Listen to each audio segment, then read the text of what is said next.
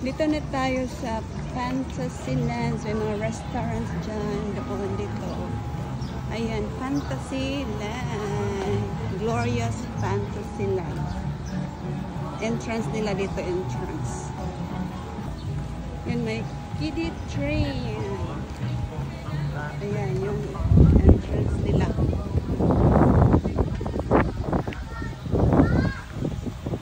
Oh, ito na pala ang mga rides na pala to dito. Rides na pala siya. Anong hinintay natin?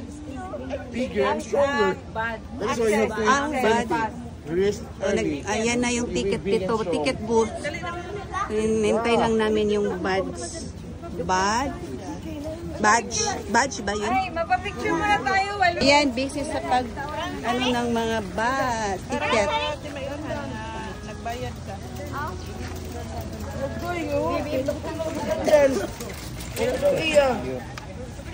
Kamay dan. First, yours. Kami.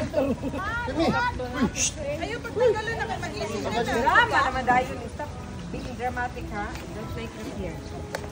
Don't monkey around. You get this, okay? Okay, Dan? I want to train. I want to ride. Dapat may badge for access sa rides except sa go-kart. You know. Thank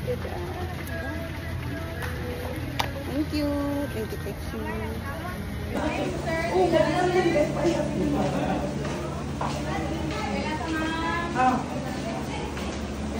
Sa pag sa Snow World, pinalit na mag-shoes na iparitahan dito.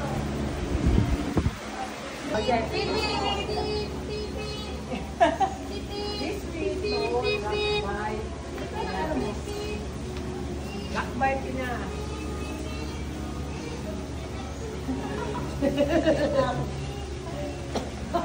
Wala pang tao. Kami ang unang tao dito. Oh, nasi. So, ito yung entire view.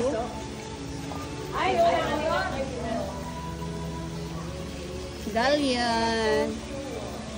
So, maaga kami pumunta dito para masulit namin yung bayad namin kasi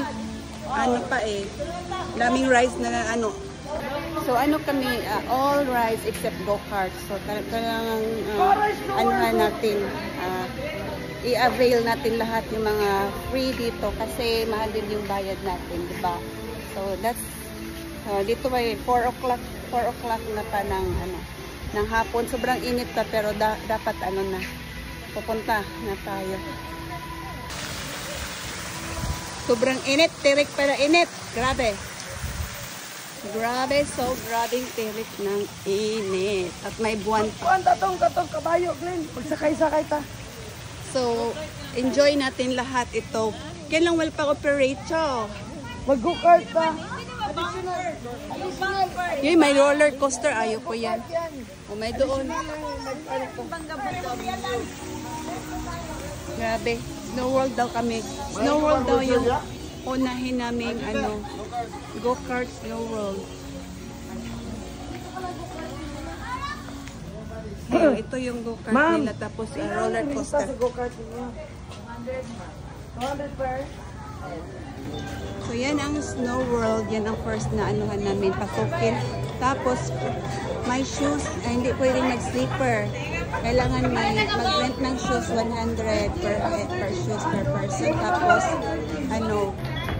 medyas para sa mga bata, 50 daw pesos.